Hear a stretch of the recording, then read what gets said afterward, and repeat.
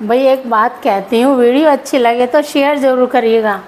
मन को छू लेने वाली कहानी है, हकीकत है। एक गांव में एक किसान रहता था, उसके 3 बेटे थे। वो पढ़ लिख कर उनकी शादी वादी हो गई थी, सब विदेश में जाकर सेटल हो गए थे। कोई इंजीनियर, कोई आईएएस, कोई पीसीएस ऐसे बन गया था। और वो माँ बाप जो उनके गांव में ही रहते थे। अब ये धीरे धीरे टाइम पास हो रहा था, बच्चों से फ़ोन पे बात हो जाती थी।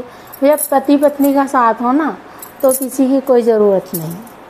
तो एक दिन क्या हुआ, गंभीर बीमारी के कारण किसान की पत्नी चल बसती है। बच्चे भी आते हैं चले जाते हैं, कई बार आते हैं चले जाते हैं, लेकिन किसान जो वो बेचारा अकेला रह जाता है।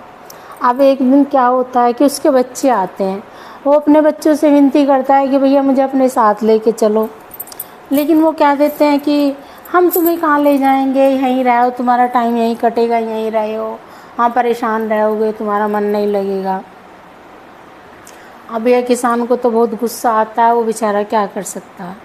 अब वो चले जाते हैं, फिर आते हैं, फिर किसान की यही बात रहती, क्योंकि उसका मन नहीं लगता। जब पत्नी होती है तो पत्नी के सहारे से टाइम कट जाता था।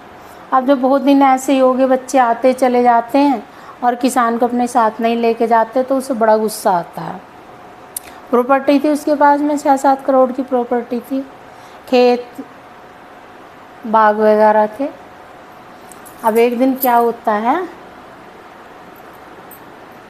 तो क्या होता है किसान जो गुस्से में आकर अपने जो खेत खलियान वगैरह सब बाग वगैरह सब बेच के सारी प्रॉपर्टी मंदिर में दान कर देता है और वहीं मंदिर में सेवा करने लगता है।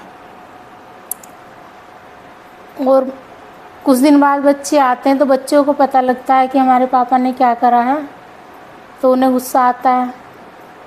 अब आए जाए गुस्सा आता है, तो जब तुमने बाप की परवाह नहीं करी, बाप को अपने पास, अब गुस्सा आता तो आए जाओ।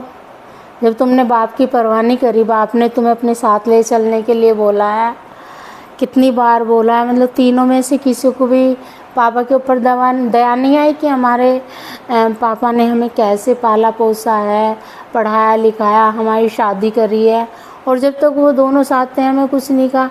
अब माँ ना रही तो जब भी तो वो कह रहे हैं कि हमें लेके चलो। तो मतलब वही वाली कहानी हो जाती कि जब चिड़िया चुग गई खेत तो फिर काहे पछताए। अब क्या हो सकता है, अब फिर जाओ इधर उधर। उसने तो कह दिया भैया मेरी प्रॉपर्टी, मैं कुछ भी करूं। जैसे तुमने कहा कि मैं नहीं ले जा रहा तुम्हें अपने साथ, ऐसे मैंने अपनी प्रॉपर्टी बेच दी। अरे जब तुम मेरी सेवा नहीं कर रहे तो मेरी प्रॉपर्टी का तुम करोगे क्या? जब मेरी तुम्हारी नज़रों में कोई इज्जत नहीं है तो मैं क्यों तुम्हें मतलब अपनी प्रॉपर्टी दूँ? मैंने तुम्हें कामयाब कर दिया, अब कहीं भी रहो कहीं भी जाओ। तो ये कहानी हमें यही सीख देती है कि माँ बाप पहले हैं भाई, माँ बापों की सेवा करो।